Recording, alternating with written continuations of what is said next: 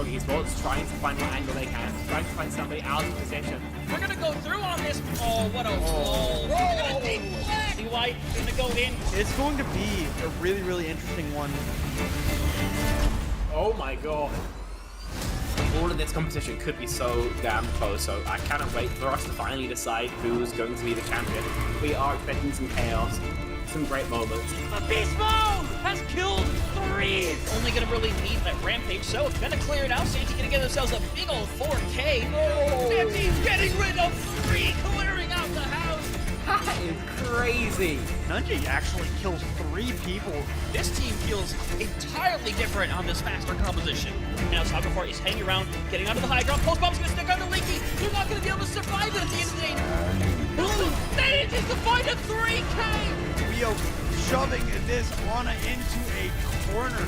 Woo! One more for the road for Rio. That is all signs go. Melophobia with 3 Melophobia. Start the fight. They'll end the fight. Oh my god. Beagle Bus, they have to play aggressively into this energy. Popping off in a moment where you needed just that. Ruby in that backline. Oh, the flick. Looking for it. Oh my goodness. The 4th one as well. Do they get the 8? They get the 8.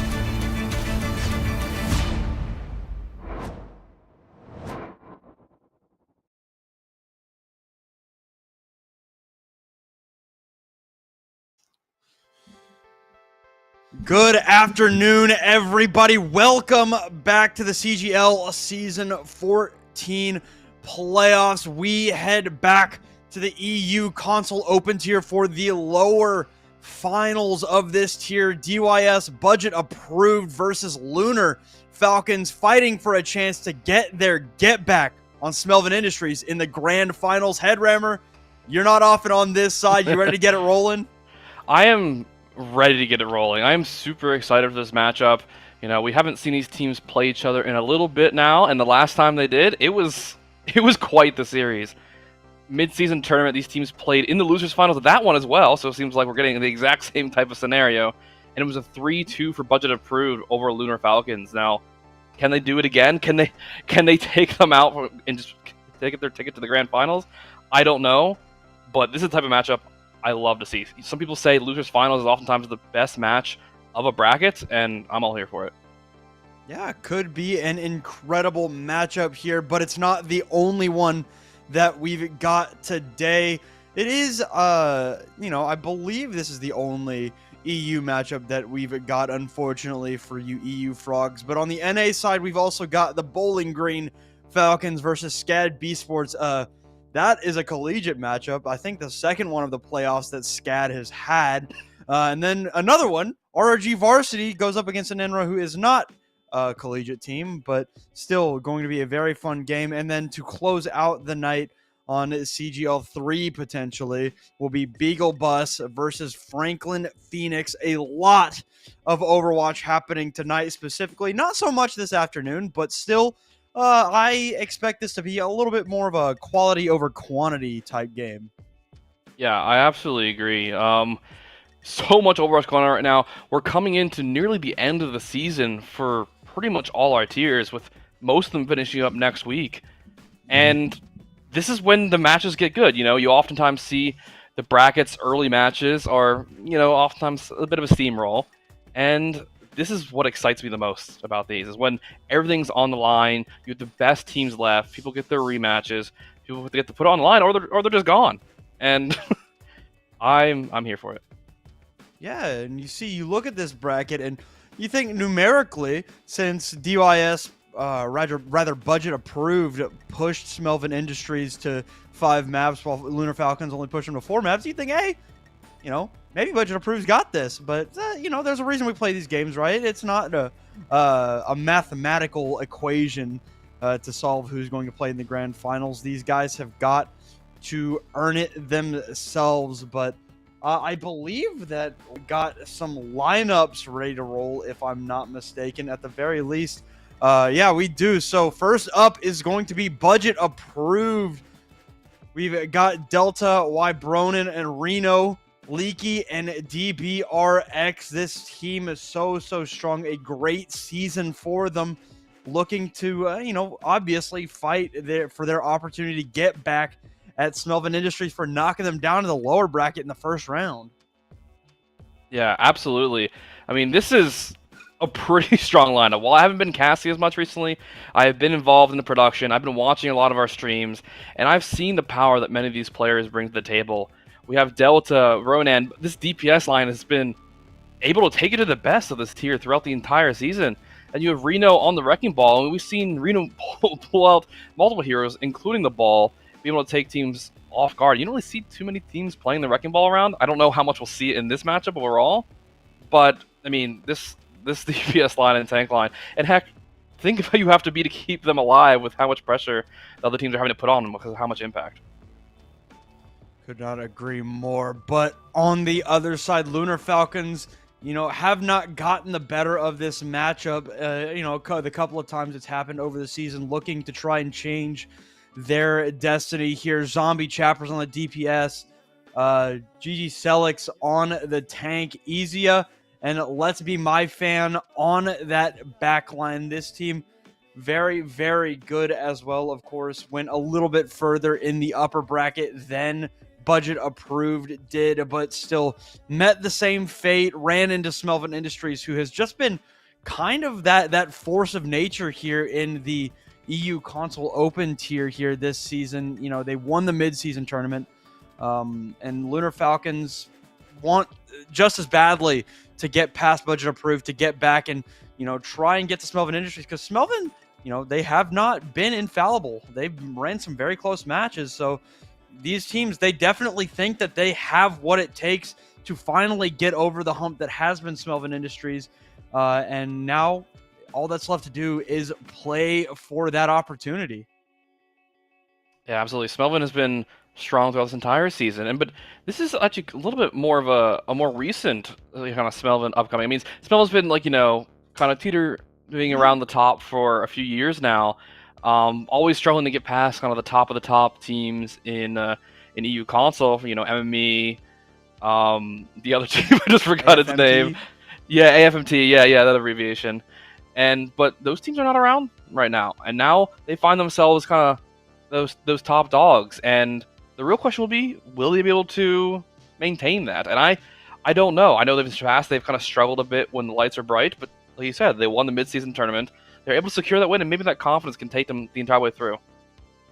All right, well, that is for a later matchup, but right now, our series between Budget Approved and Lunar Falcons will begin on Lijiang Tower. Nothing surprising here. Very popular map pick, especially because guess what the meta is? It's Rush, it's Brawl, it's Malga, Juno, Brig. Nothing surprising here about this map selection. Lijiang Tower is the definitive Rush capital of Overwatch. It is no question in my mind that, at the very least, one of these teams is going to be running some kind of Rush. I haven't gotten the opportunity to see very much of either of these teams with my own eyes, but I'd be surprised if we don't see some variation of Rush, if not more likely the Malga. Yeah, Malga Juno, such a dominant combination right now, especially when you combine in something like the Reaper and the Echo. It's really hard to go against it right now, but we have seen some teams try to kind of make their own style, take teams off guard. And especially when your life's on the line here in the losers finals, this can be a time to pull something that's a little bit different and challenge the other team to adapt to you. Yeah, ignore what's happening in the Budget Approved camp. I don't think we're gonna see a Lifeweaver or a Mercy. Yeah, as they. No, I don't believe.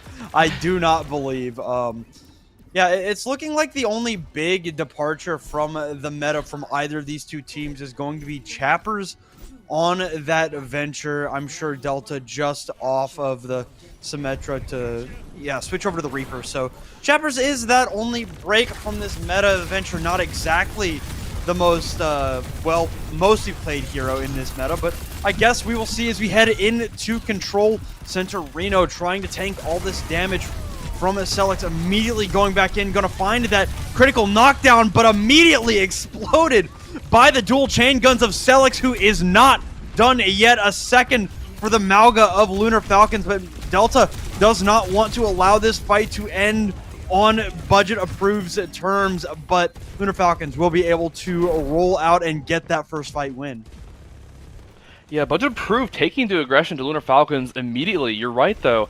This venture pick is a bit unorthodox, but at the same time, a lot of these Malga fights get fairly scrappy, and Venture really thrives when it gets scrappy.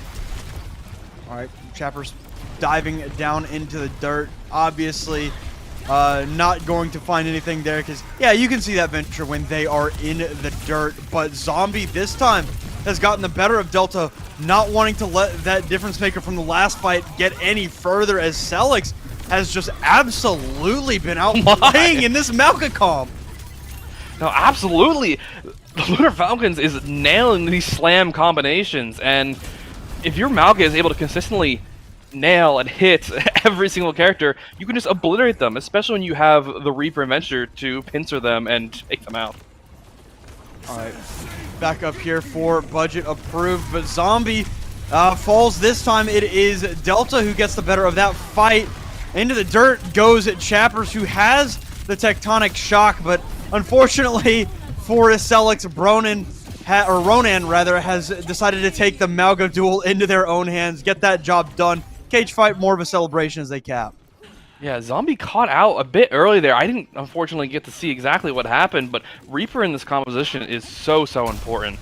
The lifesteal and the amount of pressure that Reaper puts out is absolutely immense, and if you could take the Reaper out early, then you have an amazing chance of winning the fight. But though we do have a pause coming in here. Seems like an auto pause, so we might have a DC. Yeah.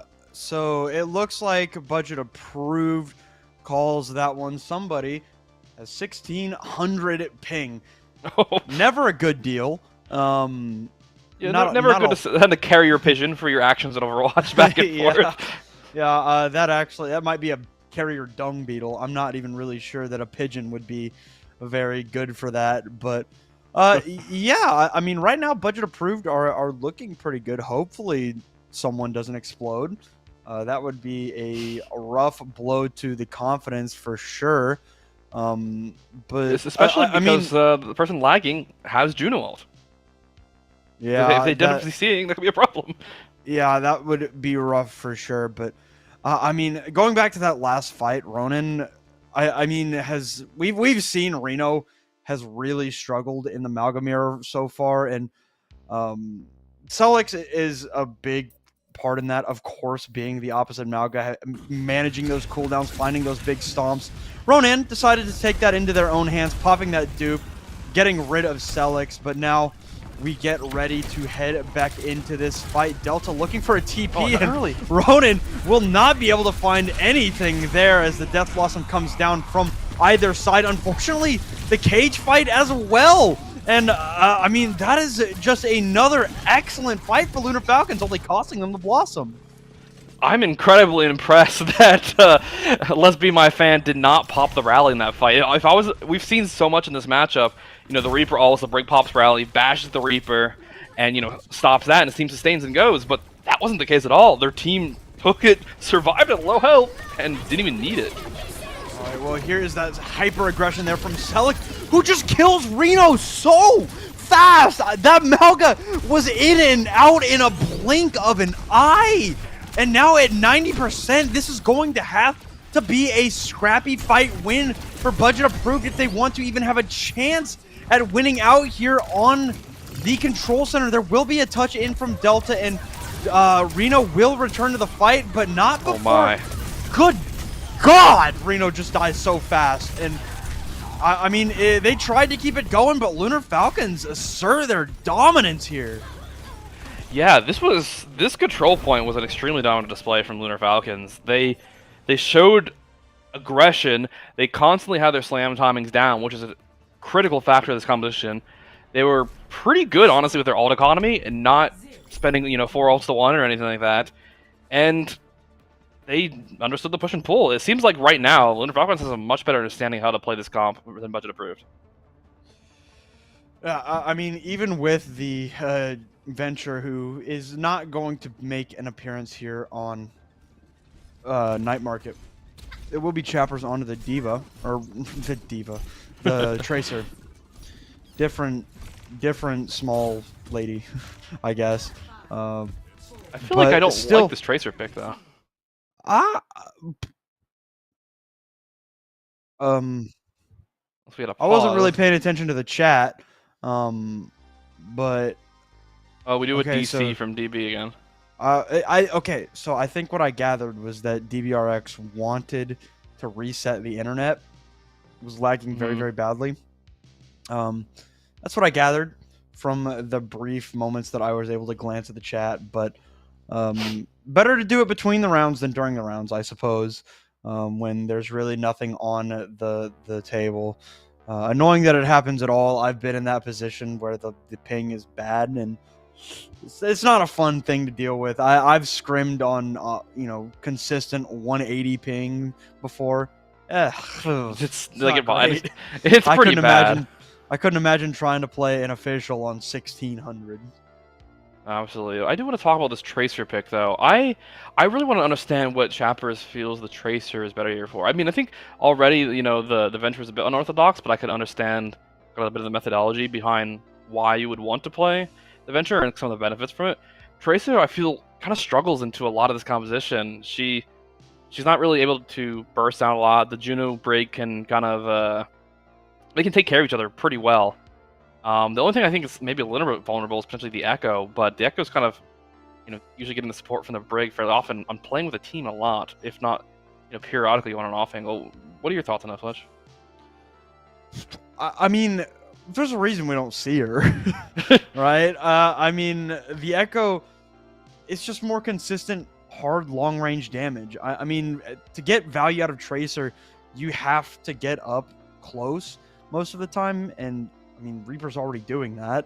You know, getting that pressure onto the Malga and potentially even the back line. But I mean, I agree. There's not really a consistent target for the Tracer unless And this is me and Megalas have actually come to kind of a realization that while this composition is technically a rush comp, it is played very similarly to a dive composition, where the DPS is like hard following up on the engagement of the Malga, the run in, the stomp, trying to jump onto one character, which target priority already a big deal in Overwatch, obviously.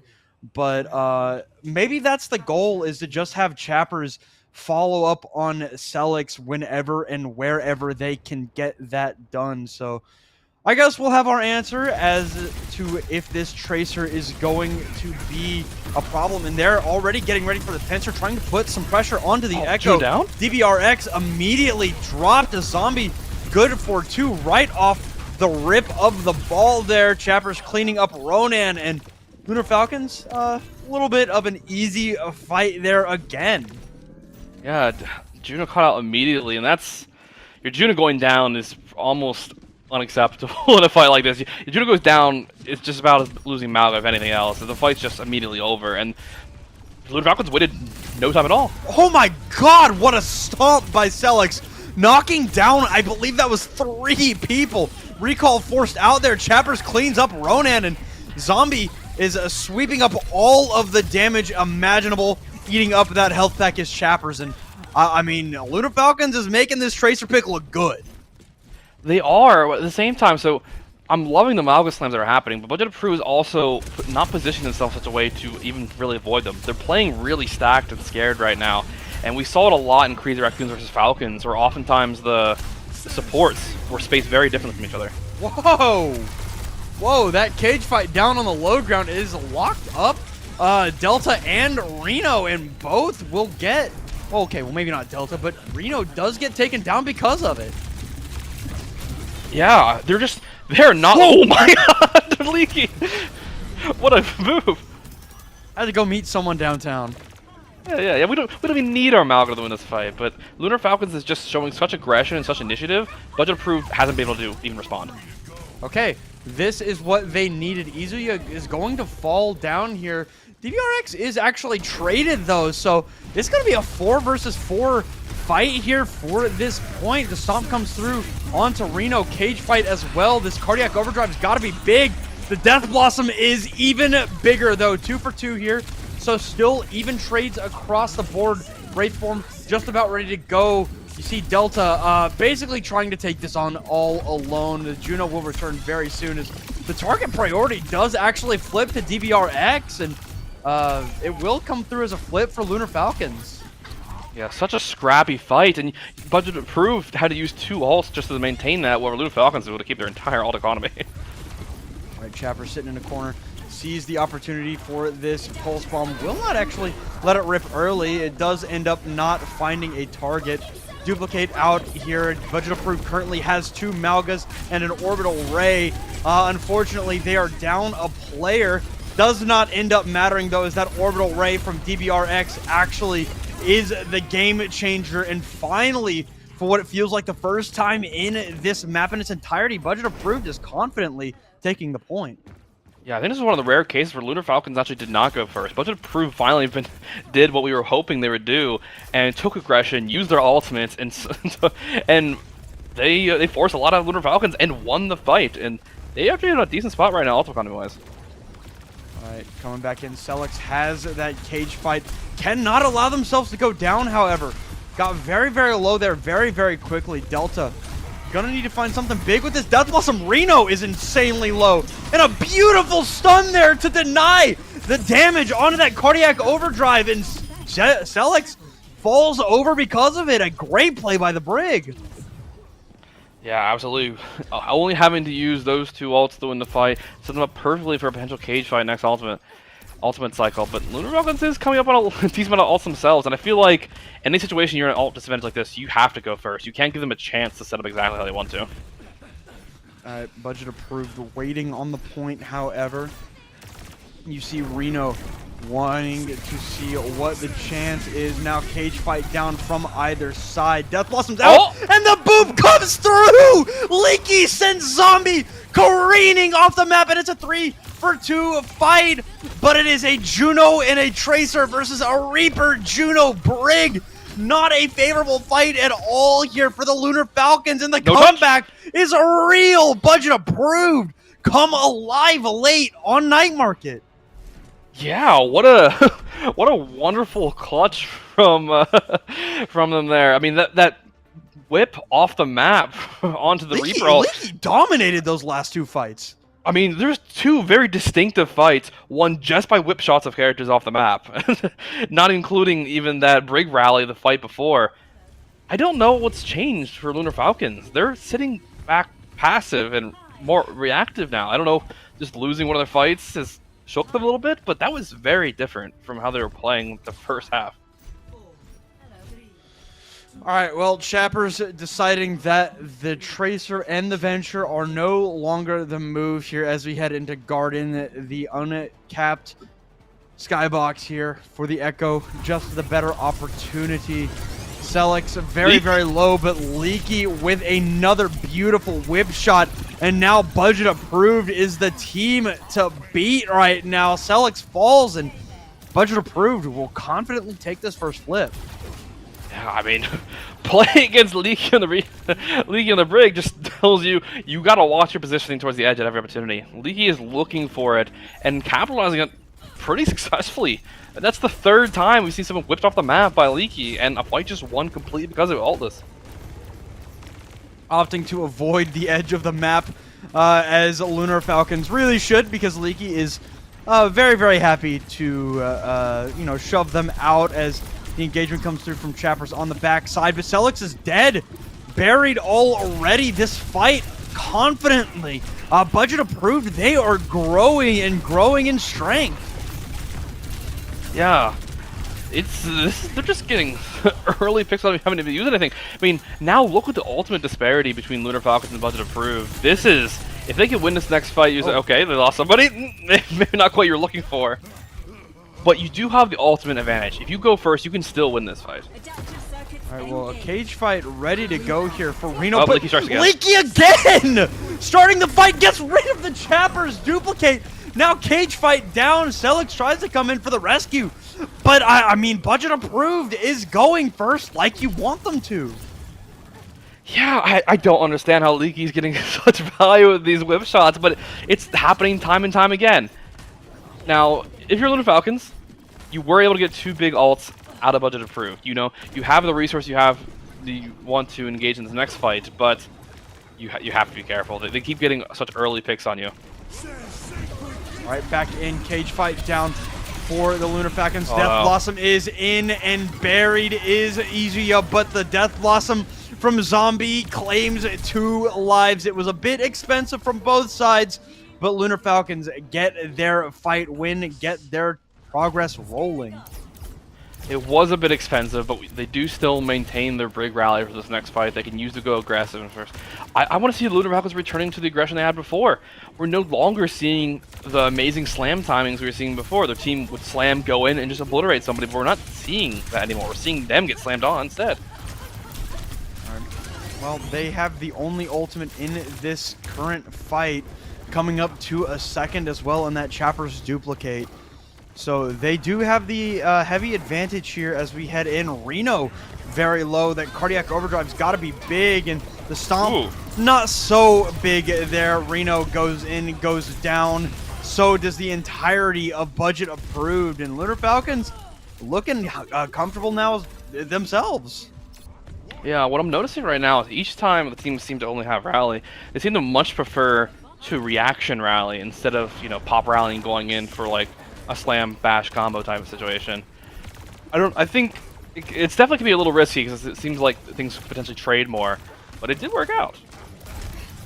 All right, back in for Budget Approved. They've got some of these ultimates coming up very, very soon. It will be very close to a 4 versus 4 ultimate fight now. Cage fight in from Celix. Easy a stomp down. Chapper's going to use the duplicate of their own. DBRX falls, and even with the death of Celix coming through, what can Zombie find with the Death Blossom? And no final blows as the cage fight comes down from Reno? Oh, I think they thought they could win that fight, and maybe they could have if the orbital ray was not up, but that's going to be something you definitely want back. May very well get another touch here as Reno is going to go over to the Diva. Could be very annoying for Celix to deal with late in this match, but Ronin goes it down to first. Overtime it does begin here for them. Delta behind with this Death Blossom. Could find something big. Can they do it? They don't let it go. Reno goes off the map. Death Blossom in from Delta is good for one, but Reno, buddy, what happened? Lunar Falcons take map number 1. It was very scrappy, very messy, but I guess as long as the job gets done. Yeah, they were able to clutch it out, but that was dangerously close at a few points there. We saw the ultimates that Budget Approved had remaining. They had their Orbital Ray, they had the Reaper ult. If maybe things had gone a little differently, the players hadn't died early, that could have been a fight. I mean, Orbital Ray, Reaper ult is a really strong combination. Yeah, I was very close. Like, I'll keep it transparent with you. I was very close to calling this Leaky Zhong Tower. Like, Leaky dominated on this map. But yeah, it just kind of felt like the pendulum swung back and forth towards which team was being aggressive, right? And whichever team got aggressive, you know, was the team that usually won, right? That's kind of how this Malga comp works, right? I was talking about it, you know, kind of being a dive-ish rush, right? If you're the one going in and following up with your DPS as the Malga, it's hard to keep up because that's a hell of a lot of damage coming out from these DPS, the Reaper, the Echo, even if it's the Tracer, the Venture, whatever, even if they're a little bit more niche. If you are aggressing, you are usually winning unless it's just stupid, boneheaded aggression like the Malga charging in by themselves, which neither of these teams really were doing that. But it was just like a push and pull of which team was being the aggressor, and ended up it being Lunar Falcons getting their footing there to take the map in the end. Yeah, they were able to clutch it again through a little bit better ult trade in that second to last fight. And you're right though. The aggression usually is what you want out of this composition, both because the slam is so strong in itself, and also just it's just a thing in Overwatch where it's so much harder to react than it is to, you know, dictate the tempo yourself. And even if you're in an ult disadvantage, a lot of times in this composition, you should still go first and, you know, try to go for some kind of sneaky play where like the Reaper setting up behind while you're slamming in or something like that. But also being able to, like, you know, speed ring in and out. The push and pull in this composition is so strong. And we saw it a few times there. They're kind of just like running into each other and someone just like explode and die. But I think, I mean, if this map is to show anything, we could be a pretty good series on our hands. Yeah, and we do know where we're going for map number 2, and this has me questioning what does Budget Approved want to do, because they've selected Hollywood for map number 2, and there's a few maps where you could find a departure away from this Malga composition in this map pool. Hollywood's one of them, right? It has always been this very heavy dive map, at least for the first 2 points, right? Because there's a lot of high ground to control, and the dive comps do that so well. So I'm curious, like, is it going to be, you know, a Diva, Wrecking Ball, you know, Winston? I guess we'll just have to wait, because it doesn't seem like Budget Approved wants to play around on this Malga comp for the moment. Yeah, I think, you know, taking a pick to take it to one of those maps, you know, it's similar to like some of the Korean Overwatch teams, you know, taking things to Watchpoint Gibraltar just so they can play dive and spice it up. Hollywood is definitely one of those maps where you can do that, and we do know Budget Approved likes to play a little bit of these different compositions. They like to play the Ash, maybe throw in the ball, but we see Lunar Falcons teasing ball as well? I don't know if we'll actually see it, but we're actually seeing 2 different comps already from both teams. Orisa. That's not what I expected. Didn't expect the Orisa? No. Not even a little bit.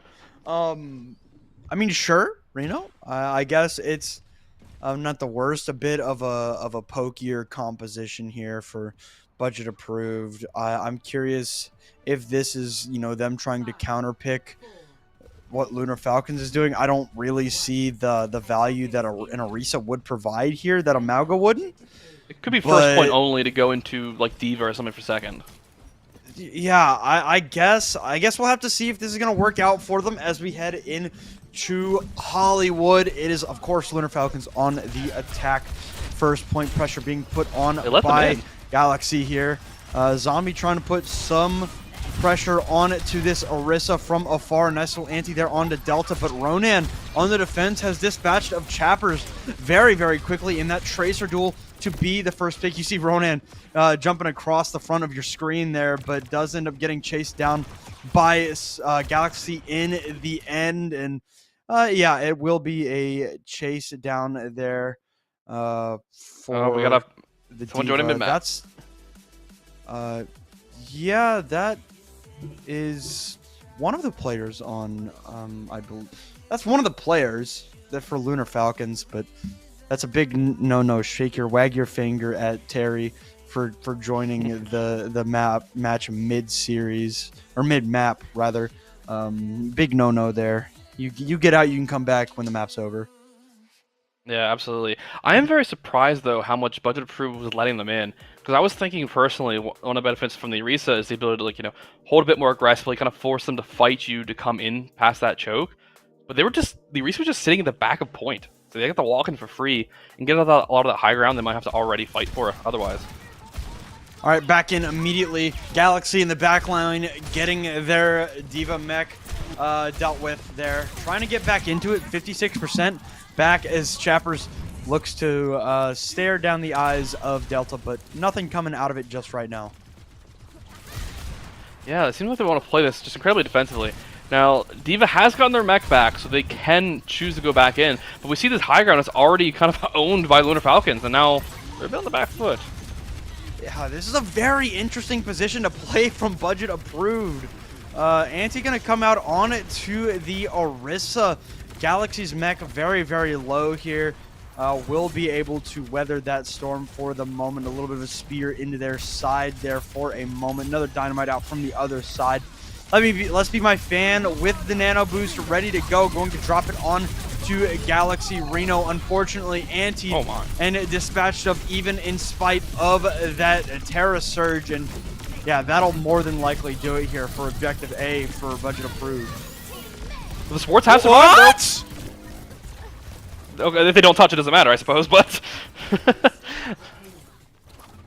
yeah, that was very interesting, like, section fight overall. I didn't quite understand exactly what Budget Approved was going for by holding back there. I think watching it a little more, I kind of get what they were going for, in that, you know, the Orisa can kind of just touch point a hole, the supports can play from like a really safe position that can't be poked out that much by Lunar Falcons, but they kind of just got the all combo up and were able to just go in. Now switching back over to the Mauga. I was questioning it before. What does the Orisa bring that the Mauga doesn't? And Reno has decided not much. So going back over to our twin-gunned brother here, and it will be Zombie dropped first in this fight by Ronan. Delta getting healed up after some pressure from Chappers, and without their Ash, Lunar Falcons will not opt to fight hard here. No, we got Dom up. Is it gonna kill anybody? Oh, Delta, no. Yeah, not a chance in hell that Delta is able to survive that. And now the shoe is on the other foot. Delta has fallen. Pulse Bomb is out. Not going to find the stick there for Ronan. Dynamite up. Not going to get shot by Zombie. But Ronan without the recall. Very, very safe play here. Now, a lot of pressure, especially with this orbital ray down. But Zombie actually able to defend themselves against the onslaught of Ronan. And now Bob going to come out from either side. Nano boost as well for Lunar Falcon. Zombie dispatching of Leaky as Galaxy and Reno go ham over by the health pack, but it will be the attack that ends up coming out on top of this fight. Yeah, throughout this entire time, we almost have not seen the point stop moving. Budget Approved is really struggling to be able to put enough pressure on the point, but it's sitting there. The Mauga can't really sit there, and I don't think they're even really going to get a touch here. Yeah, Ronan should have just opted to bail from that Tracer duel, and yeah, that will be a very, very quick point capture for Lunar Falcons with 4 minutes on the clock is ridiculous, and Zombie gets Ronan. another! Yeah, they keep losing people so early. And I think the Malga pick can work better here for third point, but I do think it struggles a bit on second, where the team's just able to put so much like pressure on the character, and you really can't miss them. But this could be a big slam. Oh, okay, Zombie. You know, you've been playing insanely well. That was not the most intelligent play to make. Severing yourself from the rest of your team and chased down there by Reno. Chappers in the back line. Did not find anything with that pulse bomb either. So now we're going to see the re-engage here from the Lunar Falcons from the high ground. A big ante onto Reno and Leaky, and this cardiac overdrive going to be good to keep Reno up in a perfectly timed cage fight is actually going to save the life of Galaxy with that self-destruct. Unfortunately, 2 dead already. Lunar Falcons have to bail. Yeah, excellent cage fight, be able to catch the diva of Lunar Falcons, but at the same time, I really liked the bomb response. You saw Reno immediately like, okay, nope, gotta cancel it, I'm out. I submit to that one. You can have it. All right, well, here's the nano boost onto Galaxy as Chapper's very low in the Tracer duel and gets some great healing there from Izu. You have to get rid of Ronan in that Tracer duel now. DBRX coming in with the orbital ray, something Lunar Falcons do not even have the option of getting, but Chappers continues their reign of terror, and an Anti and a Reno completely denying the cardiac overdrive. This orbital ray won't help it. There's nobody to use it on. Yeah, we're getting dangerously close to the potential cap here, and a late stagger of Brona. We keep losing Brona down early, and Chappers is just on a rip and tear mission here. Oh, the another Queen gets out onto the point, but it's just pointless. 2 minutes on the clock. Chappers takes over the game. You know, I think we might be seeing why Chappers thought the Tracer might be a good pick on Lijiang Tower, because they're absolutely owning that matchup right now. We saw Bronan overextending and taking this duel a bit too many times throughout second and third point, and honestly, it kind of felt like they were not stopped at all on second and third.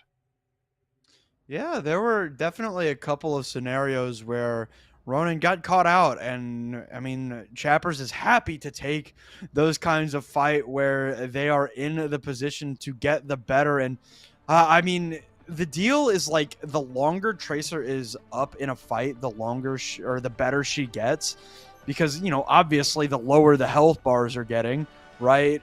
And I mean, Chappers is a master at finding those players who are low and following up on all that damage to clean up those kills. But now, budget approved, not even going to mess around from the start. It's going to be Reno and the rest on the well-established Malga comp. Lunar Falcons, on the other hand, don't see a reason to get off the Diva, and frankly, neither do I. Yeah, no, the Diva for the Falcons has been doing a number, putting so much more pressure on Reno to play their life. You eat it, you eat their damage, they don't get the lifesteal from their damage health constantly under pressure while they're getting naded. And I honestly am questioning a little bit on the Malga pick, unless they play it like really aggressively here. But it's a bit difficult.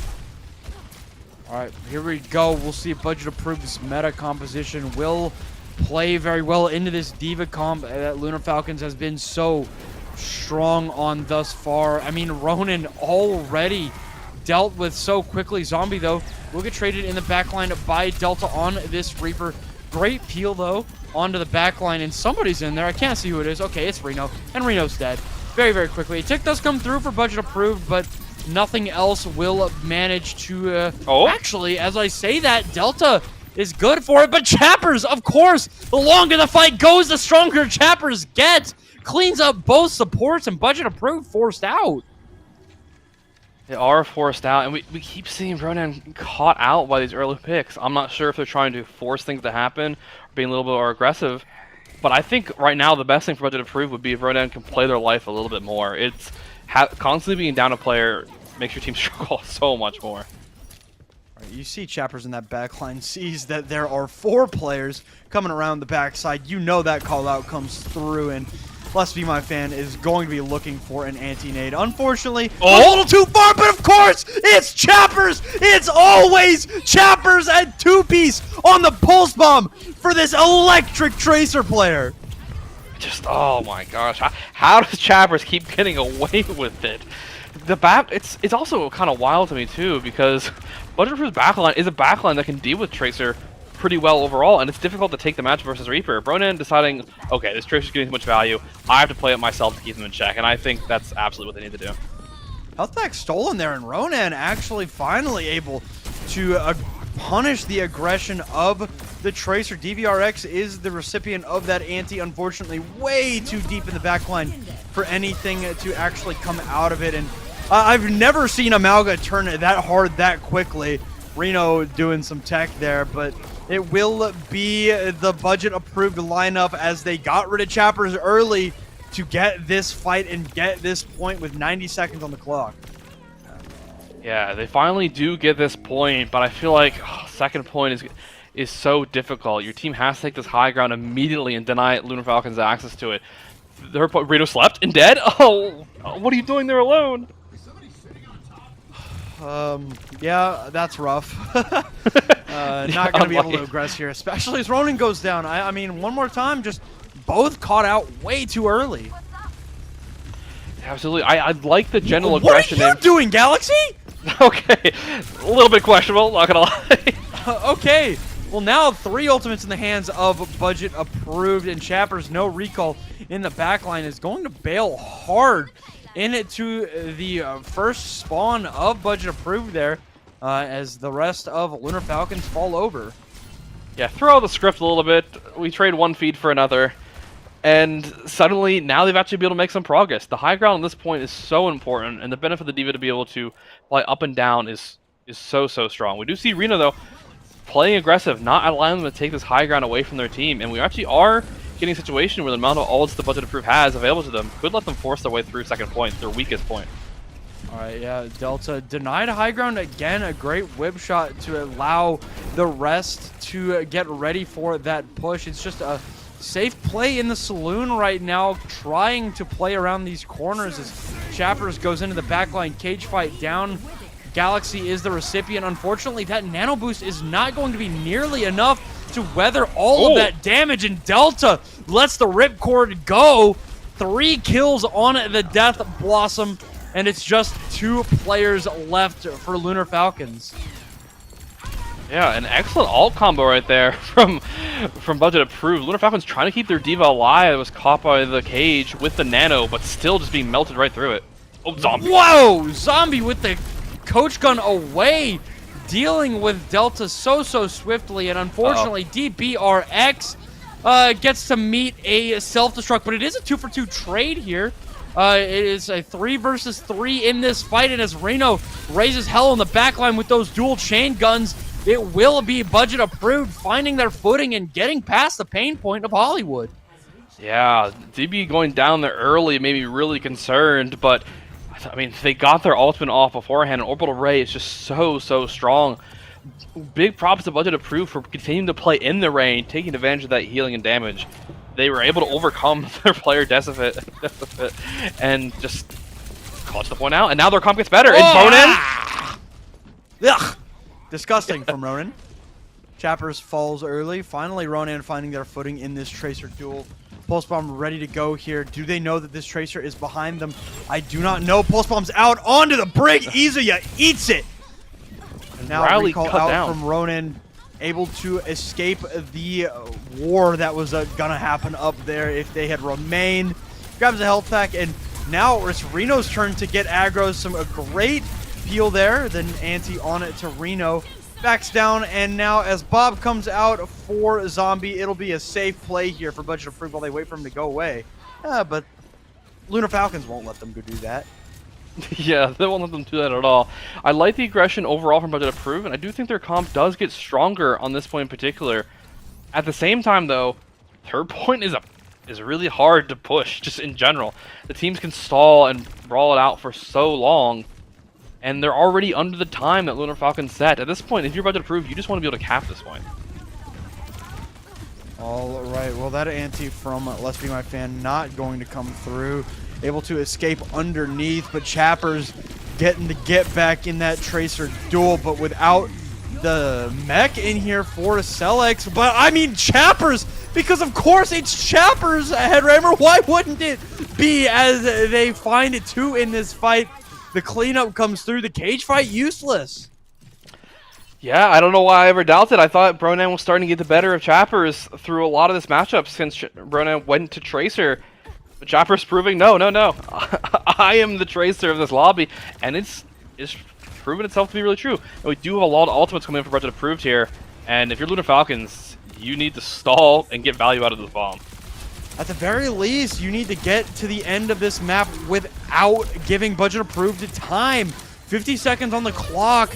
Budget Approved will have to play for a draw if they do not cap with time. Zombie, good for Ronan, but Celex able to take it down.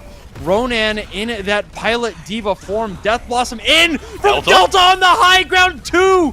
Bob comes in. Chappers falls. 30 seconds on the clock. Bob ripped apart in a minute on the clock now for Budget Approved as they finish with 28 seconds. That is exactly what they needed. Now they have a chance to win Hollywood.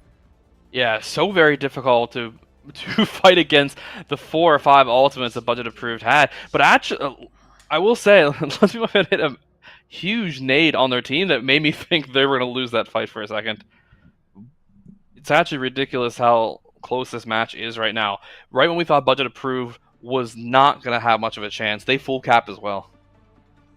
Yeah, and I mean, it did take a little bit longer, but as long as you get that job done with time, it does not matter. And Lunar Falcons actually deciding that the Diva is no longer the play. I don't know if I fully agree with that, but I mean, I'm not the one playing, I suppose. I mean, it'll be the Amalgam Mirror, and they did end up winning on Lijiang Tower in the Amalgam Mirror, but it looks like Budget Approved are going with their own unique version of this comp with a Mei. Yeah, they are going for the Amalgam Mirror now, and I suspect one of the big benefits of this composition is, it's sometimes called the Great Equalizer, and they've proven to be potentially more comfortable in this match than the Budget Approved, and they're like, yeah, screw it, you're going to want to play this, we'll take this matchup and we'll beat you in it. The Mei does make me question a few things. Makes me think they still thought they were playing against the Diva, but if they can get a good wall and cut someone off, it could work. Yeah, I mean, that's one of the few things that Malga can't run through is that ice wall. Now in the back line is, I believe that was Zombie or no, it was Chappers in the back line, because of course it was. Reno on this point, still not using the Cardiac Overdrive just yet. Wall is out.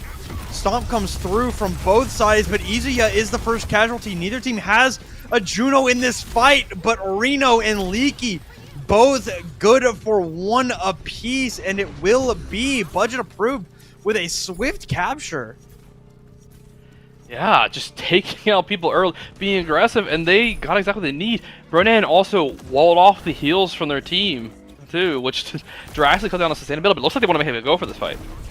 Yeah, there will not be another touch. Yeah, you saw Galaxy wanted that touch, but not going to use that full charge there. Now, the push on the cart begins on the escort portion of Hollywood for Budget Approved. So we will see what they can get. This may, gets even a little bit more questionable here on Objective B. Very hard to get that value that the Mei would get on a flatter area. Chappers in the back line with Pulse Bomb, scary. And the Blizzard will come down from Ronan, but Chappers! 2 for the Tracer in the back line. Absolute dominance. This guy is raising, and the DPS still the only 2 alive. Ice Block comes it down. May very well get another touch late. No, overtime goes for a little bit too long, and the push will end here, but that is not the worst thing in the world with a minute on the clock. No, it's wonderful they're able to cap that point, but the way their ult was going, they should have gotten so much more out of it. They were just coming on a Blizzard, a number of spell dots themselves, and somehow they let DB go down. The rest of the team did not peel enough for them. Losing your Juno is such a bad thing in this fight. One Tracer takes out both your supports, and what do? You lose in a sustained comp. All right, now 2.5 minutes for Lunar Falcons to get their push rolling. That eyeball is horrifying. Can we please back off of it? I'm scared. Thank you. But so it looks like nothing is going to change here except for Ronan opting into the Tracer duel. I mean, it started out Chappers was dominating the Tracer duel for the most part, but near the end of the first half of these fights, I mean, Ronan was kind of evening that score. I still, favor Chappers a little bit so far in this matchup, but Ronan definitely moving up and getting closer for sure, getting a few of those dual wins. So I guess we'll have to see how this goes for Budget Approved. Exactly, and sometimes you don't have to win the Tracer duel, you just have to distract the other Tracer enough that they don't get the value they're getting. All right. Lunar Falcons, 2 minutes, 18 seconds on the clock when they get to the point. Budget Approved still playing from that comfortable back area here where the supports are being safe and just pumping Reno with that healing. A tick comes through, but Ronan in the backline good for Izuya. Reno still has this cardiac overdrive, and the defense getting very, very low. Chappers able to clean up one on that mini health pack. Galaxy going down is not a good sign here, but it is a good enough fight for one tick for Lunar Falcons here early. Yeah, early pick coming down for Budget Approved. It gives them a really good advantage, but they got to be really careful about trading. All right, Chappers looking for the opportunity. Ronan doing a good job keeping that Tracer in check for right now. Selleck's just melting right now. DBRX cannot die here. DBRX, you have to live. Okay, will actually live. Now cardiac overdrive activated for Reno, who almost has a cage fight, but will not get a chance to use it. 1 minute, 9 seconds on the clock. Galaxy Delta falls, but Delta is not done with this fight. Zombie drops their mirror image. Now a 2 versus 1, and unfortunately, that 1 is a very, very low DBRX. DB has to get out. If their team does not have their Juno for this final fight, it could all just very well be over. Okay, yeah, I was about to say DBRX living Just leave. ridiculous. Now 45 seconds on the clock, not going to ultimately change much in the way of they need to run. Cardiac overdrives down, and both of the cage fights down. Zombie with the death blossom for 2, letting it rip one more time, and now there might be a touch, but it's going to be very desperate if there is. Oh, if they get a touch in this, it'll be an absolute miracle run. This is such a hard fight to even possibly win. DBRX gonna call down the orbital ray, and Reno actually somehow getting the touch there. Unfortunately, Leaky finds 2 whip shot kills. So Lunar Falcons come out in a very hotly contested Hollywood map, and I mean, that is what they want. I mean, now they're looking very, very comfortable as they head into map number 3. I mean, as close as these maps have been, it's a 2-0. It is a 2-0 with us being on match point now. I do thoroughly believe though that was definitely a fumble from Budget Approved.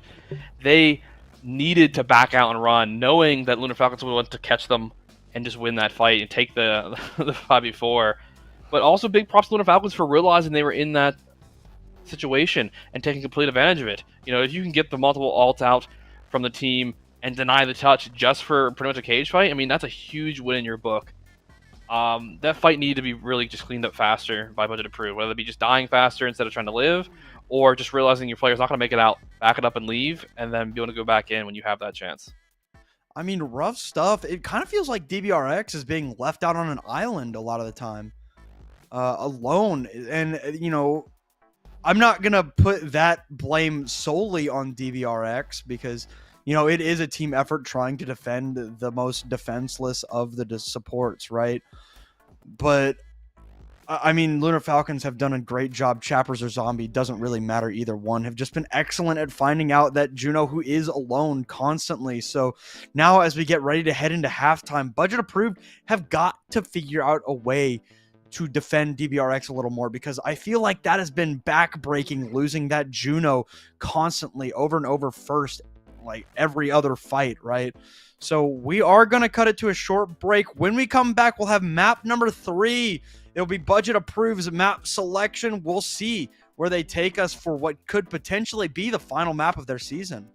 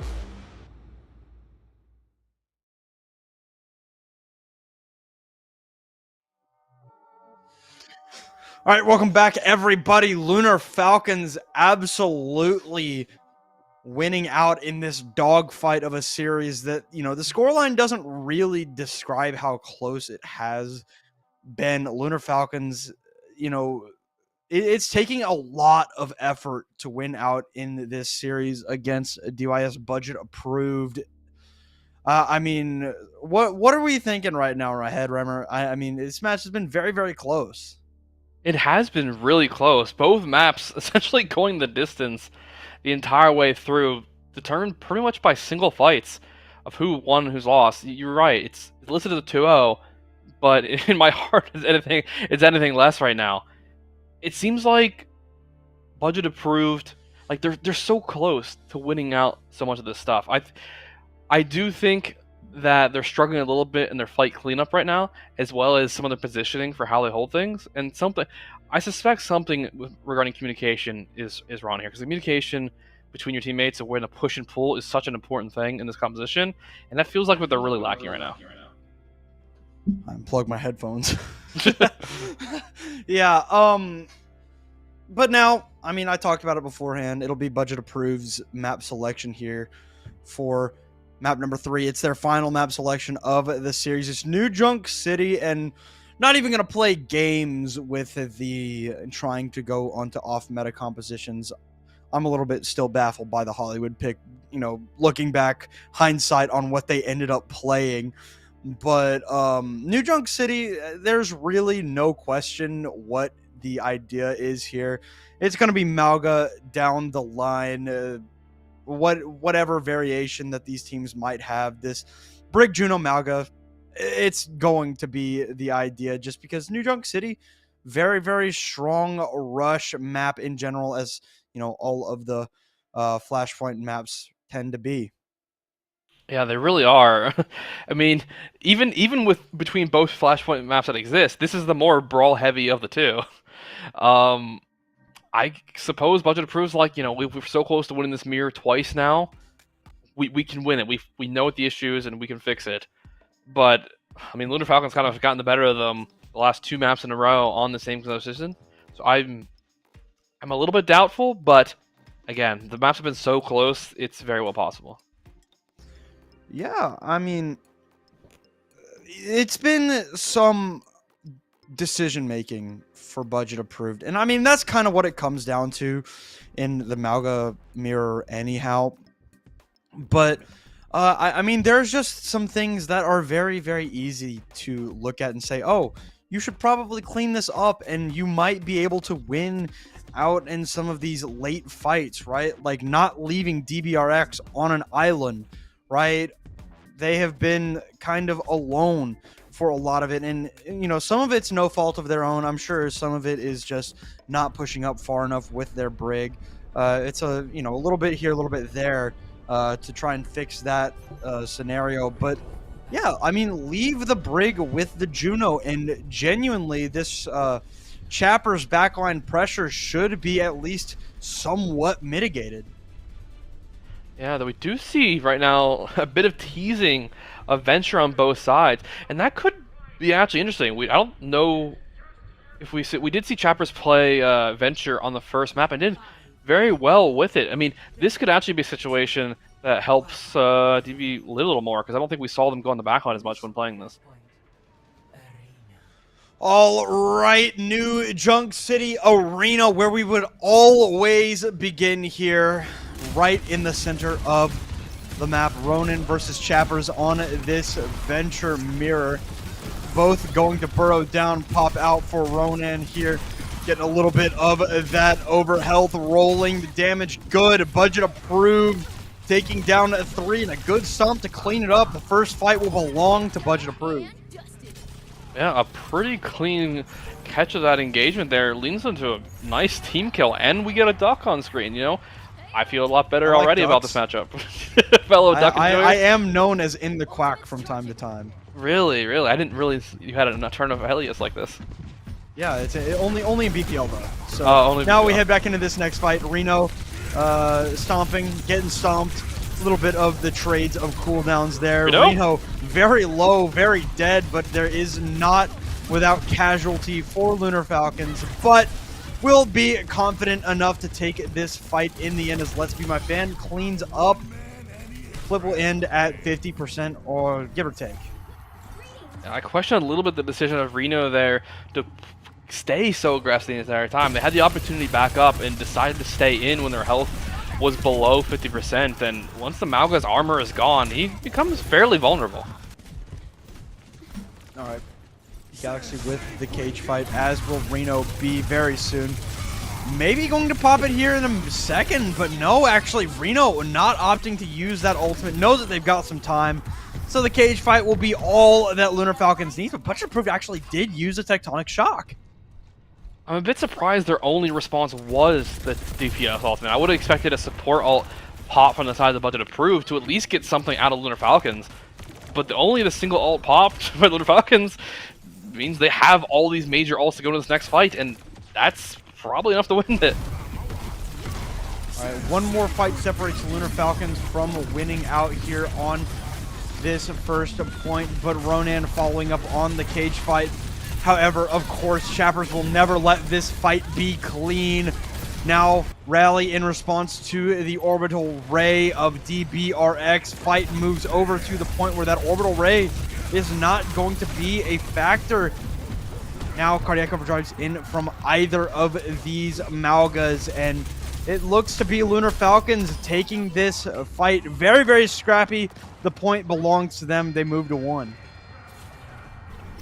Yeah, I do. The fight was actually a lot closer than I thought it was going to be, but I think it only had a chance of being that close because of the not being able to commit the ults from Budget Approved side. Now, we have both DPS ults going to this next fight here with an upcoming cage. With only a rally in response, this should be a pretty easy fight win for Lunar Falcons, I believe. Alright, well, we'll have to see if they can get that done once more. Run in going to come from Reno, knocking Chappers and a couple others over. Death Blossom in from Zombie. The damage is incredibly devastating here from Zombie's Death Blossom, and it will be Lunar Falcons convincingly taking that fight. Yeah, just going in, Reaper ulting, pushing them back into the enemy team, and I mean, the displacement for Venture actually adds so much to this comp. Alright, well, coming up on a couple of ultimates themselves on the side of Budget Approved. Rally, Cage Fight, Tectonic Shock, Death Blossom all coming up soon. Tectonic Shock, the first to be used by Ronan, looking for a target but will not find a final blow. The damage, however, is more than good enough to drop Galaxy early, and Lunar Falcons will be falling over. And this is the first time we've seen 2 convincing fights from either side back to back. Yeah, they do aggress early and engage with the Venture ult. I'm still not quite sure if I agree with the engagement with Venture ult, but they do get the fight win in response and was able to get the rally out. It doesn't feel like Budget Approved wants to do too much like trading ults for ults to get more out, but I do think they will have to do more of it in the future if they want to keep winning these ult trades. Up to Ronan now, going up into the dirt. You can see all these players joining the rest of Budget Approved as the Orbital Ray is called from above. Stomp going to come through from Galaxy as Easy actually hesitating to use their own, and that may be the straw that broke the camel's back here on Junkyard. Yeah, in this composition, the ultimates build, there's so much damage, so much healing, the ultimates build very quickly. You don't want to waste your ultimate in a fight you don't have to, but at the same time, if you don't use your ult, you will not build another one. I mean, Izia had an opportunity to use that Orbital Ray before anybody died, and now it'll just be Budget Approved taking this point. There's not going to be a chance. Yeah, and it was a pretty resource-efficient win there for Budget Approved. A nice change of pace for them. Going to this next fight, we do have a pretty big ult trade potentially available to us, but there's reasonable counters on both sides for Budget Approved and Lunar Falcons. Alright, Reno looking, spamming, as Mauga tends to do, if you've noticed. Now, just playing it patiently, trying to rotate around Ronan in the back line. you know, even when they're not playing Tracer, they are playing Tracer. Ronan Oh my! coming up, popping out, gets rid of Chappers. No chance for that venture to get down into the dirt, but even so, it is 2 picks, now 3 for the side of Lunar Falcons, and I don't think even a Galaxy expected that stomp to hit. I know. I was surprised about that myself as well, because the slam comes in at. Honestly, if that didn't happen, they could have potentially turned the fight. All right, well, 4 ultimates coming in from budget approved. Going to be 5 very, very soon with DBRX's Orbital Ray coming up soon. Easy is still not using theirs, and that was an Ajax out of the cage fight, but it doesn't matter because Delta kills 4 with the Death Blossom. An incredible fight. Cage fight be damned. I know. I loved the setup play from Lunar Falcons, but they eviscerated, you know, on the ultimate, even canceling their ultimate. But Delta sees them all grouped together. Is like, you know, I'll do it. Don't worry, I'll take care of it. And now, I mean, DBRX has caught up to Izia on this Orbital Ray. It will be called in before Leaky gets up to theirs, but the Tectonic Shock gonna be so annoying. The Death Blossom from Zombie not going to find the same value as their mirror image. And I mean, that's the first Tectonic Shock we've seen get any kills, and it was 2. Yeah, I was initially very worried about them jumping into that room where the Orbital Ray was, but they back out, force the ultimates out of them, and are able to just overwhelm the damage. Right, oh, they got juked. These Nagas coming in. Yeah, not really sure where Galaxy was plucked from. Ronan eviscerated early, but so too is Easy. Yeah, let's be my fan with the rally, though. Good for the sustain, good for the inspire. Healing Easy not needed. Now 99% for budget approved. The Cardiac Overdrive going to be so annoying. Unfortunately, Reno's on their back. Budget approved to lose out. 50% and counting now for Lunar. We do have pretty much an even alt trade coming up here, but we're getting into pretty much one fight territory by the time they get back here. This will be an all or nothing on this point. All right, no matter what, the winner of this fight will take the lead in this map. Only a couple of ultimates ready to go for either team, and there is 1 and 2 cage fights down. The Tectonic Shock Delta, from Chappers, great follow-up, but it's not going to be enough. You cannot find more than the 1. 3 for 3, however, as Zombie keeps Lunar Falcons in this fight, has a Death Blossom ready to go, and may very well let it rip right here. Zombie Wraith forming away, DBRX from afar with those torpedoes. 1 HP. Get budget approved ahead in this map. Well, I say that as Galaxy comes back into this fight, unfortunately, alone for the most part, trying to keep this going. The Orbital Ray actually forced out of budget approved, so no matter what happens to Lunar Falcons, this is a positive for them as they go into the next point. Yeah, they do get out the Orbital Ray by making it like a little bit scary if you're budget approved. But at the same time, if you're budget approved, yes, you had to use your Ray, but at the same time, you got out a lot from Lunar Falcons in the previous fight.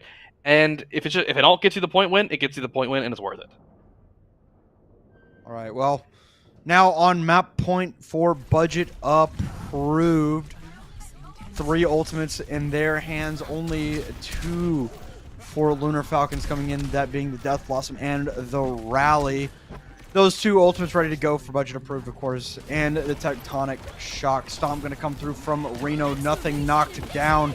Unfortunately for Reno, right onto the back they go. Tectonic Shock down, not going to find any kills. Flip comes through for budget approved, but Reno goes in alone, and that will be Lunar Falcons grabbing this first fight win without any real investment but the Rally.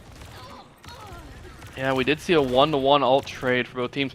Now, it's not too bad for budget approved. They did get the first cap, so they got an initial 25%, which does give them a nice buffer when coming into this next fight. They will have Rally versus Orbital Ray, Reaper Ult versus Reaper Ult, and Cage. This is a pretty even fight in terms of ultimates. All right, up again. Budget approved with 3 this time. Lunar Falcons, the same. As Chappers is also building up to that Tectonic Shock very, very soon. Now, engagement going to come through from Reno. Death Blossom good for 1, and now chasing down the Brig in the back line. Delta gets that job done, and Budget Approved comes in, wins that fight out. A surprisingly altless fight than I expected it to be. Yes, a few ults were used, but I was expecting mass ults on both sides, and suddenly going in this next fight, Budget Approved, while not having as much on the DPS ult side, has a lot on the support ult side. Well, DVRX building up to that orbital ray here very, very soon. Leaky does, in fact, have the rally, but a lot of damage potential out of Lunar Falcons with their ultimates. We'll see as we head into final fight territory here for Budget Approved. This could be their footing now. Tectonic Shock invested by Chappers. No real damage in here from that ultimate. It will come out and not find anything as Ezio drops the orbital ray but dies anyway. Let's Be My Fan follows. Now Zombie trying to clear the area.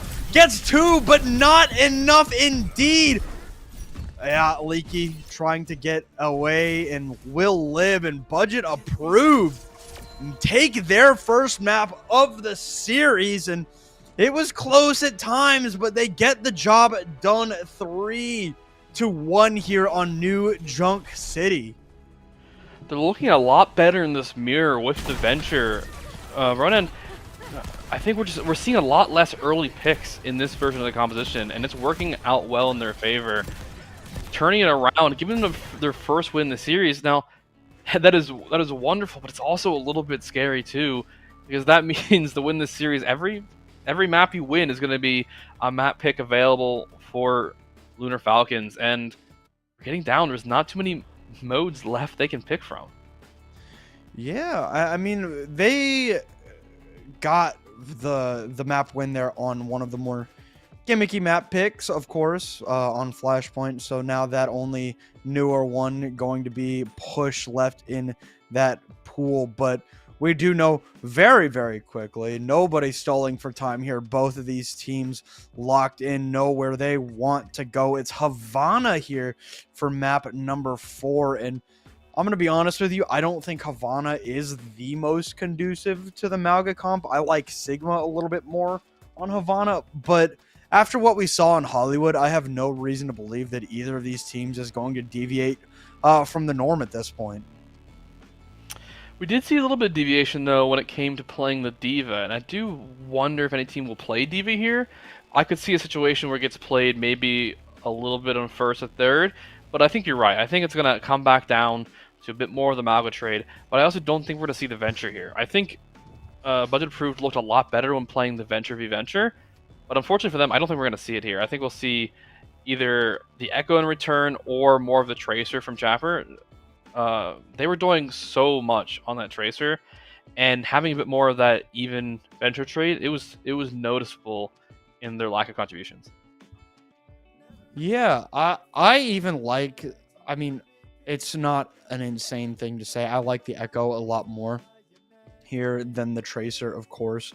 As we are not actually going to see Chappers at all in this map, it would appear.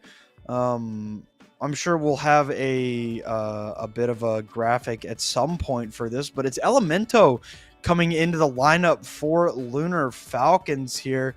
So Chappers not, has been a bit of a difference maker in those first 2 maps, now leaving the lineup, as will Ronan. So both of the flex DPS players from both of these teams leaving the lineup, as we'll get a look at that in a second. But it's Zekpa coming in for the side of Budget Approved. So obviously there is a difference of opinion on what they want to play here as they come into map number 3. Yeah, we might be seeing a little bit more of a different matchup than we expected. Maybe we will be seeing a bit more of this poke v poke battle on this map, which, to be fair, this map is very good at doing. Yeah, very, very long sight lines. I mean, you see Elemento with that hero that they have selected. I can only imagine that is who we are going to see them on. This map very, very strong for the Widowmaker. So we'll see as we come out. And yeah, I mean, you see way, way, way off in the distance there. That's a Sigma. And both teams will be running it. Zekba actually on the Tracer coming in for Ronan, going to pick up the same role. It'll actually be Delta on the Widowmaker. On the other side, Elemento and Zombie. You know, Zombie picking up the role once more of that Ashe player. And it'll be Elemento on the Widowmaker. So really no surprises for me here, except for if Izia stays on this Iari. Yeah, two different takes on a bit of this poke and sniper composition. I do think there's a bit more pressure, like overall damage pressure on the side of Lunar Falcons. But so it's really going to be on Budget Approved's team to kind of get these picks, because a long-term poke battle, while they do have the high ground, I don't know if they'll win it out. All right, well, Izia is staying on that Iari, so a very, very high damage comp, like you said, indeed. Shield up, Delta looking for a target, can see. Okay, not sure how that rock hits Delta, but going to be able to find a trade there. Zepka, Zekpa 4, let's be my fan, unfortunately. Galaxy good for the spam onto the high ground. Delta falls, and Budget Approved will have to bail here. Yeah, really good early picks from Lunar Falcons, but Delta returning with their own pick, but then stayed a little bit too long and got caught out themselves by some of the Sigma damage. They do have an opportunity to come back here, but they're going to not be playing with nearly as much space as they had before. Coming up. No ultimates at all.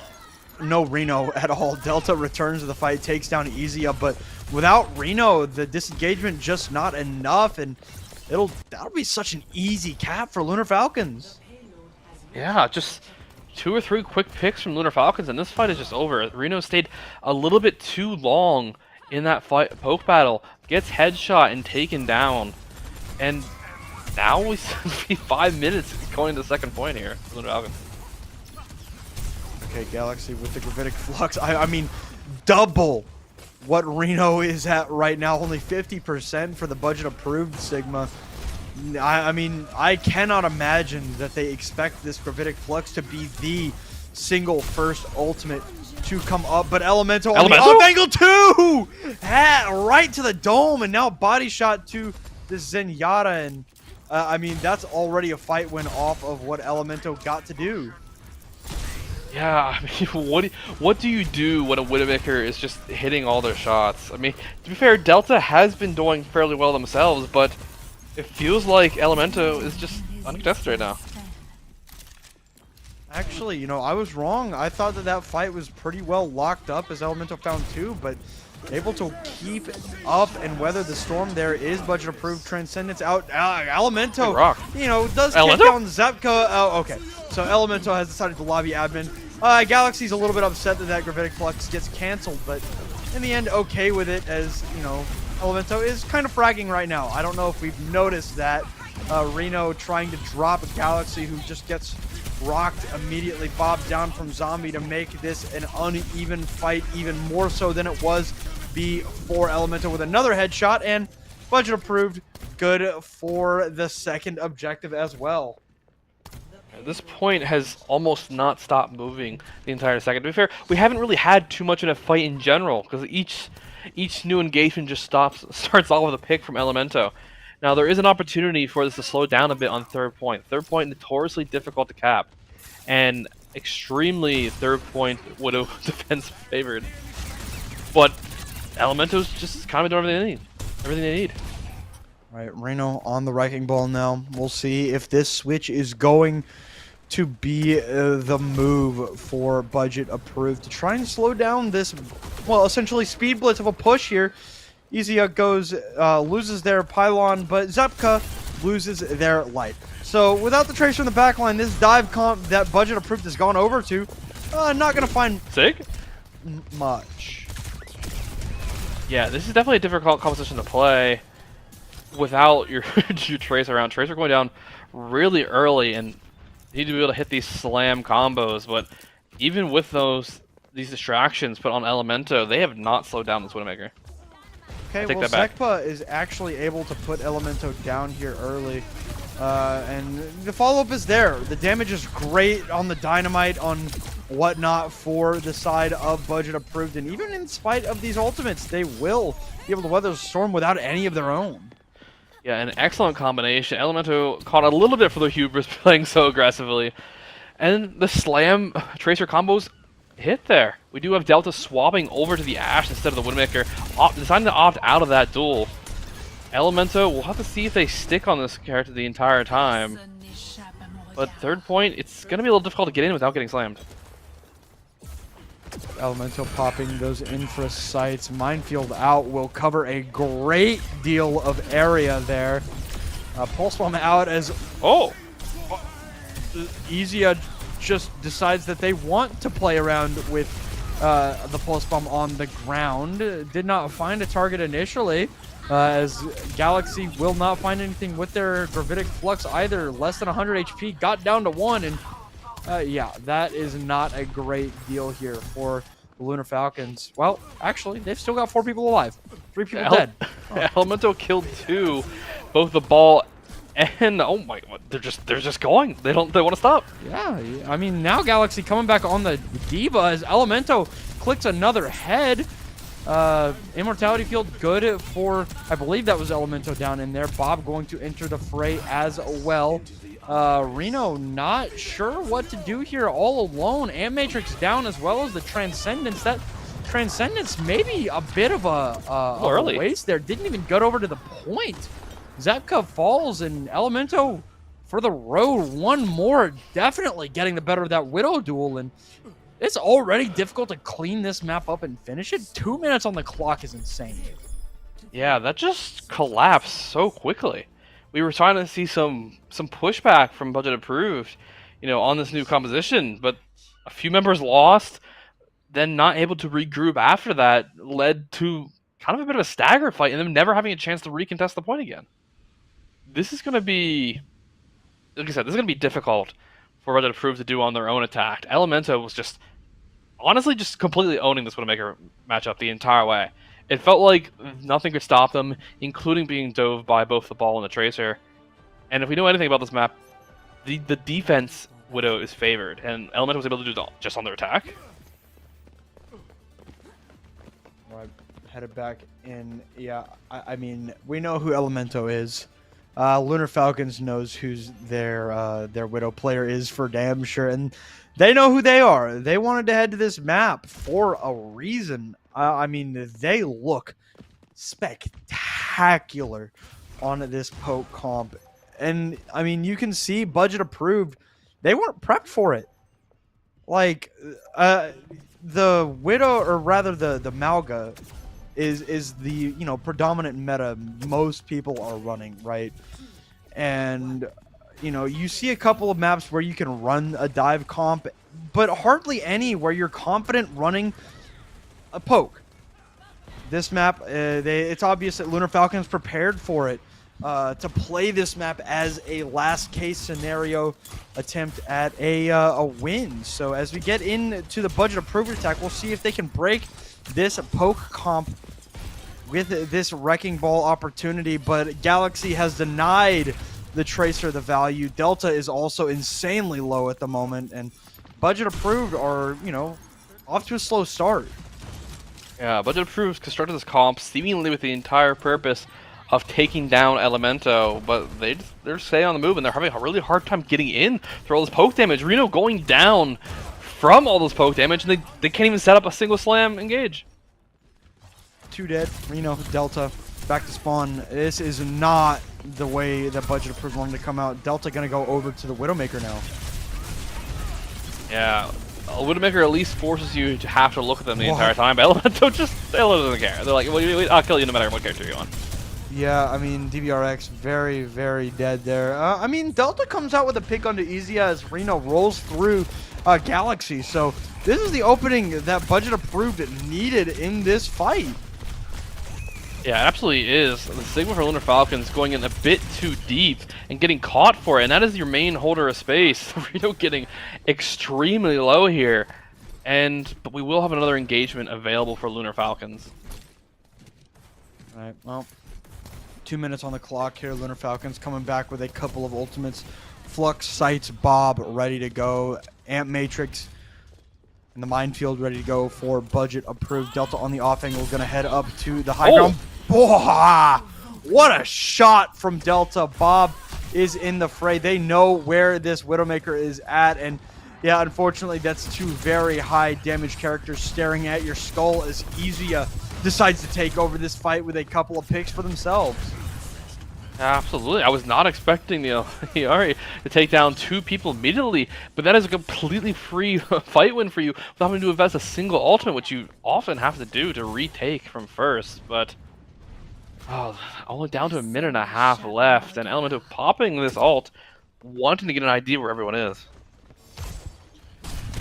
Eyes on all, minefield down, Slam as well, but the minefield radius not getting anywhere near where Elemento landed. Shot not going to connect, but without Reno, it's not really going to matter here. Yeah, this engagement from Reno was pretty much solo. I don't know if Reno called it out and didn't get follow-up, but these combinations are just not going to work without the ball and Tracer working together. Slam down Reno, getting picked up alone again, and the Immortality Field just way too late. Pulse Bomb onto Elemento does get the trade rolling, but keeping a tank in there for budget approved when you do not have one of your own, that's not going to be enough to win the fight even with the ult investments. Yeah, Reno needs to be in these fights in order to make it possible. Elemento actually coming back on the Tracer instead of the Widowmaker, but immediately taken down by Delta. Yeah, nice little shot there from the Widowmaker of the attacking team. Very, very close to capping out here as Captive Sun will get thrown down, will land onto Delta, who... What a shot! What a shot from Delta, but Zombie and Elemento will not let this fight break. Reno just not able to live, and with only 8 seconds on the clock, there won't be another touch. Not a chance. At least not one that's confident. If the Wrecking Ball can get there, no. Lunar Falcons clean it up. That was the very first map that we've seen today that has been absolutely a dog walk. They dominated here on Havana, and I mean, yeah, it was a pocket pick for a reason. They wanted to come to this map for a reason, and they gave us that reason from the get-go.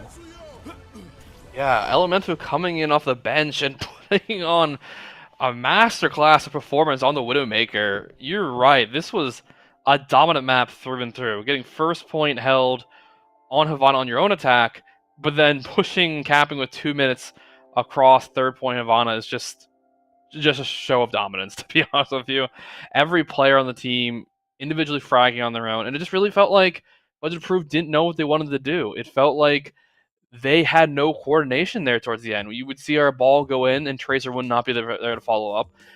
Tracer would be going in when our ball was leaving. All the attention ended up being on the Wrecking Ball because the engagements just weren't there. I mean, I think it's clear to me what happened is, I mean, yeah, I agree. Budget Approved have no clue how to play on Havana. It is very clear in my eyes that this is not a map that they scrimmed. It's not one that they looked at and they tried to prepare for, because who the hell is picking Havana, right? Lunar Falcons, yeah, this Sigma is a pocket pick. You know, it is a trump card, and we saw that trump card be played, right? From beginning to end on Havana, Lunar Falcons were never on the back foot. They lost a couple of fights here and there, but ultimately this Sigma poke composition that only they were prepared to play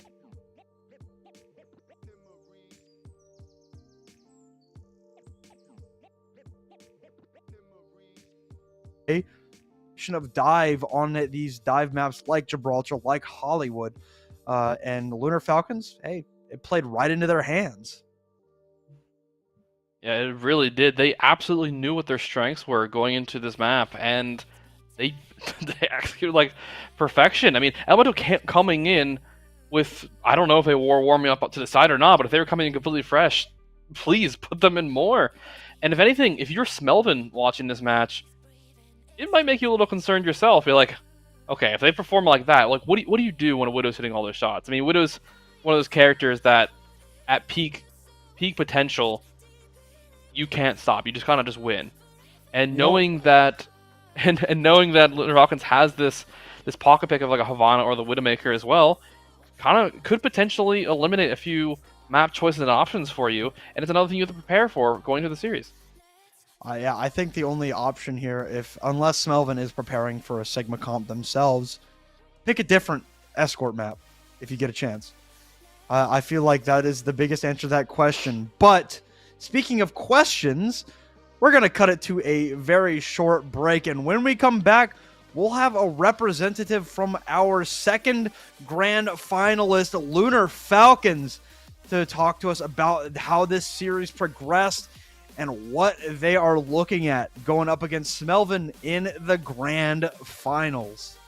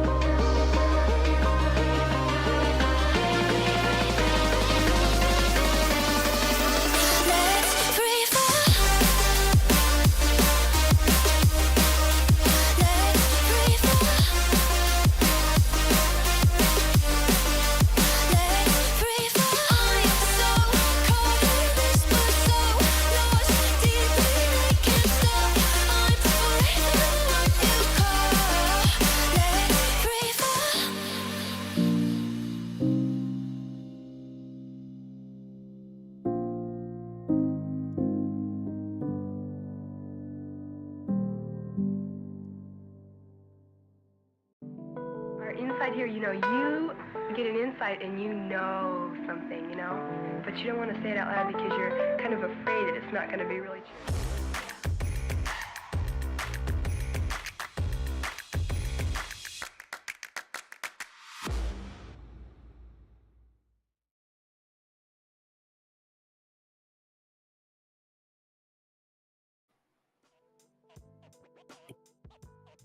All right, welcome back, everybody. We've got Zombie and Elemento of our victors today. Lunar Falcons, y'all get that second spot in the grand finals to try and get back at Smelvin Industries. How are y'all feeling right now?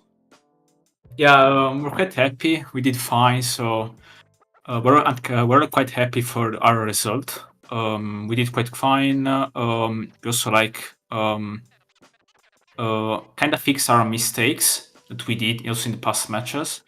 So yeah, nice result, and we are ready for grand finals. I'm just happy to be here. I'm ecstatic. I don't know what else to say really. I'm just having fun playing. It's not much to it. I think having fun while you play just makes everything better. Elemento wanted to play Widow last map, so yeah, he's quite happy, honestly. Yeah, I guess for myself, I'm really curious to hear. So going into this series, obviously your team fell in the midseason tournament in a pretty close matchup to Budget Approved last time. What's changed from then until now? Is it a meta difference? Has your team fixed up some mistakes that made your team? I mean, you guys won in a 3-0 fashion. While the first two maps were pretty close, it was. I mean, a 3-0 is a 3-0. Yeah, I would say that in mid-season tournament, yeah, we lost against Dystopia, budget approved, 3-2. When the moment came, we kind of did some adjustment like to our roster because we took Nuke, that is a flex player, he could play Mei and stuff. And also we started screaming more, fixing our mistakes and stuff like that. So we kind of worked on our mistakes, taking new people that can play also some characters because we didn't have a Mei player before and also like a flex player like Nuke. So we kind of have like a changing. Also, we got Galaxy, the GG Selects that played today. So we got new people. We screamed more, trying to do better. Okay, you were talking about how we lost in the mid-season tournament. I can be honest with you, not to be toxic or anything. It's just at that exact that game was like just when Orisa meta became a thing, and we were just terrible at it. Like we just couldn't play it like for shit. We just couldn't. So we lost most maps where Orisa was played. I think that's the only reason we lost that. Like we took 2 maps and we were shit at the meta. Yeah, completely reasonable that meta situations like that could definitely affect things. Especially, I mean, while the Amalgam meta to a degree has some similarities, and it's like that it's June and Brig, it is a pretty different meta, and it's been long enough now that your team's probably spent a lot of time learning how to play it. Going into this next matchup against Smelvin, what are your expectations of this match? I know obviously your team wants to win this match. Are you going to be pulling out, more pocket picks like the Widowmaker on some of these maps? That was, that was a pretty dominant performance, Elemento. I'm not gonna lie.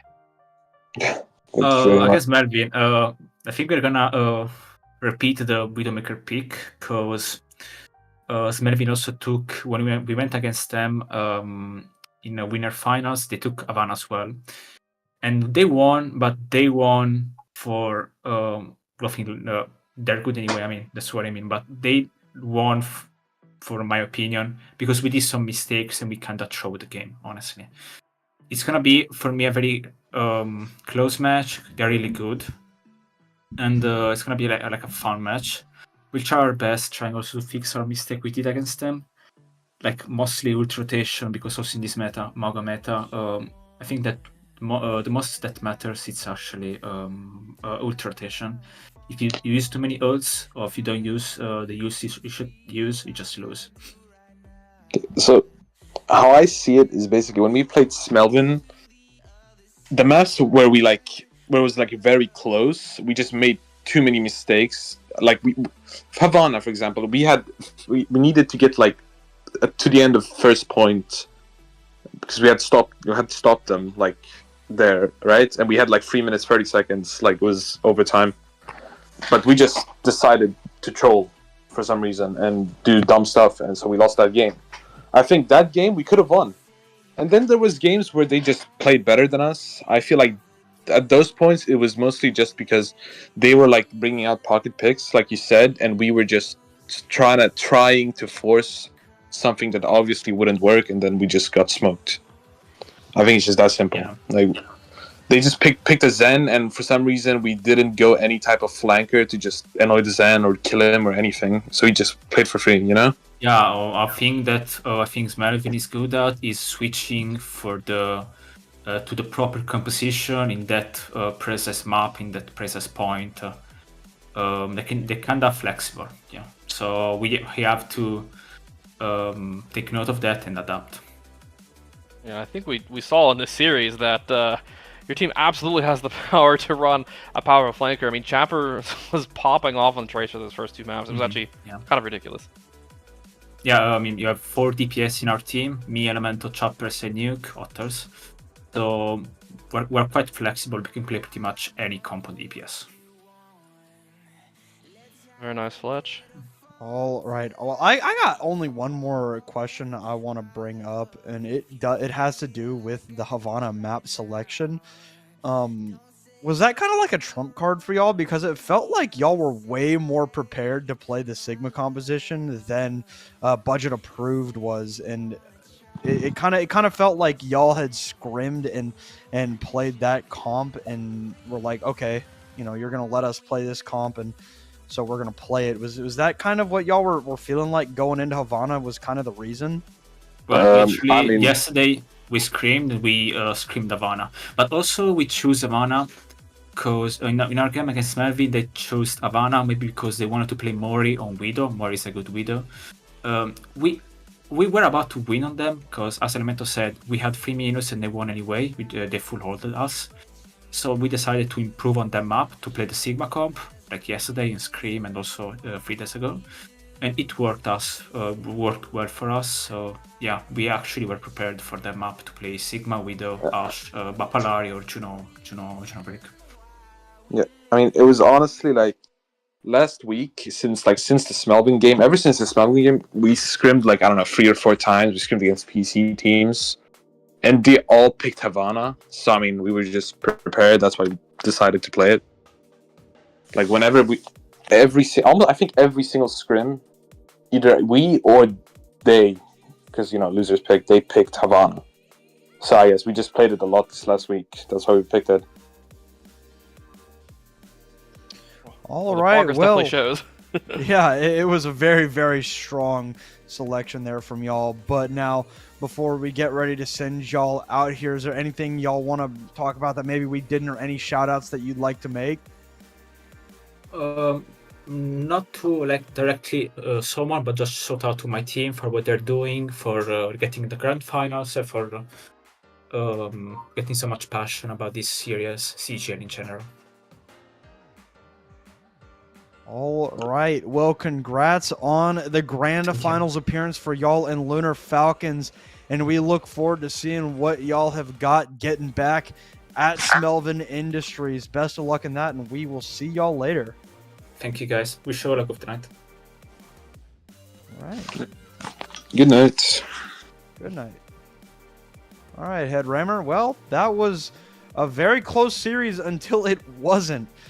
For Lunar Falcons. I mean, yeah, the progress shows there on Havana for damn sure.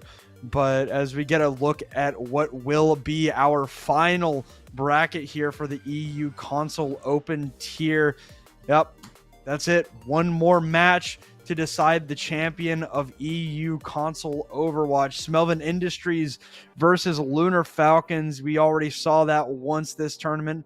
I'm looking forward to it being a banger matchup once again. Yeah, it sounds like Lunar Falcons has learned a lot since they played Smelvin last time. And with the previous one being, a close game in itself, this next match, especially being a first to 4, where you even have a much longer opportunity to adapt to your opponent mid-series, I think we're setting ourselves up for a really good grand finals. Yeah, and there's another factor coming into this gameplay, and it is that I doubt that this grand finals gets played before Tuesday. I doubt this grand finals gets played on the Malgameta. So it's going to be a very, very interesting development to see where this series goes, because it will not get played the same way it got played a week ago. That is true, too. I'll be very curious to see. Obviously, we need to see the patch notes to really figure out a lot of things, but I'll also be curious to see, sometimes when you have these patch changes come out, a lot of teams stick to what they know because they've been scrimming and playing it for so long. And, maybe one team will spice it up, maybe both will, but I could also see a situation where they just stick to it because, this is what we're good at. I mean, you're the boss man. How long can they stall out playing this game? The 15th, right? We're aiming to have all grand finals by the end of next Sunday. Yes, there's one bracket where it might be a little deception wise, just because some situations came on that made the bracket delayed, but we really don't want to go beyond that. So, I'm curious if they can't get this game scheduled, tomorrow, right? Which I severely doubt it will be. Do they stall out, try and get some scrim time in, and play later next weekend? I mean, that is a very real possibility for these two teams. But now, as we get ready to head out here tonight, that's not all that we've got for the Overwatch today. Of course, it is Lunar Falcons taking down Budget Approved in our first match of the afternoon. But later tonight, we've got 3 all at 8 o'clock EST. BGSU versus SCAD, a collegiate matchup there. RRG Varsity versus Anenra. and Beagle Bus versus Franklin Phoenix, all happening tonight. So keep an eye out on all 3 CGL channels. We're trying to get all of these matches streamed as best as we can. So, you know, a lot of Overwatch happening tonight. Get 3 monitors, watch all 3 at once. Yes, please consume everything. Get the tokens. Do exclamation mark tokens in chat if you aren't getting your CGL tokens. Number goes up, view count goes up. We win. All right. Well, unfortunately, that view count is going to go down to 0 now until 8 o'clock EST tonight.